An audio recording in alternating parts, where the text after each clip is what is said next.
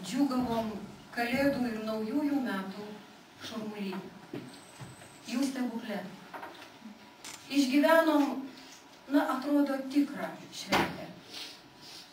Pilna visiško nerūpestingumo, arba sakytume, isteriško blaškymosi, siautėjimo. O šiandien esat pakviesti ten, kur rodos ir nenorėtume būti. Ir pagrindinė mintis štai prieš jūs ekrane. Ir pabūkit tiesiog paprasti, bet garbingi, tikri, turintys orumo, turintys išdidumo Lietuvos lietuviai. Tiesiog savo kiemo vaikai. Galintys ir turintys. Ką pasakyti? Ir apie tėvynę, ir apie savo Lietuvą, ir apie auką, ir apie pareigą. Ant stalų prieš jūs pažiūrėkit margą, nes jūs pamokojai. Lapeliai. Vieni lapeliai kaip mažytė užduotėlė jums. Jūs nepatingėkit, ypač tie, kurie turi rašiklius. Susitiko 5 žmonės.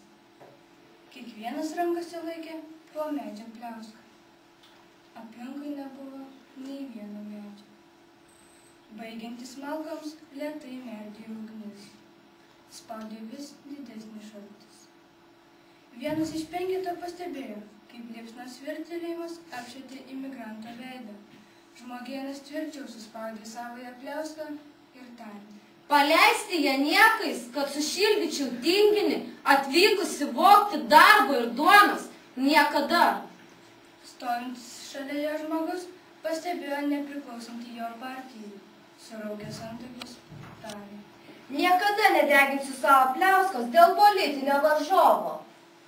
Trečiasis buvo apsirengęs labai skurdžiai ir vis smarkiau gaubėsi riebulotu švarkeliu, slėpdamas po jo savo pagalį. Jo kaimynas buvo aiškiai turtingas. Kodėl turėčiau savo pliauską deginti dėl šito turtingo dykūno? Turtuolis mąstė apie savo turtus. O mano vilos, 4 puikūs automobiliai, apvali sumelė banką. Atsiminimas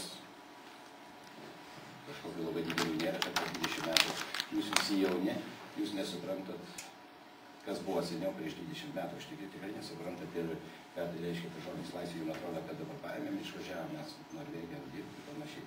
Seniau tokių minčių nebuvo, kad Norvegiją nuvažiuoti. 85 metais teko važiuoti į Vokietiją, tada saugumas. Amžinam gyvenimui ant Lietuvos patekėjo išėjusiųjų širdys. Žuvusieji priklauso istorijai.